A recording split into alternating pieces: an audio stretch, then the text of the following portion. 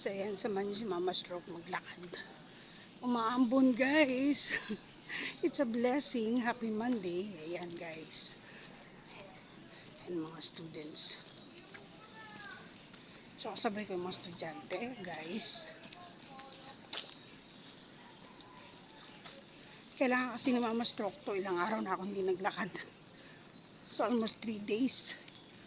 Friday, Saturday, and Sunday, guys.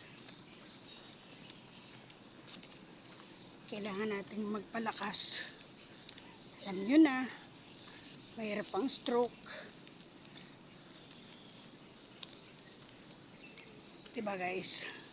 Ayan, happy lang. Bawal ang sad, guys.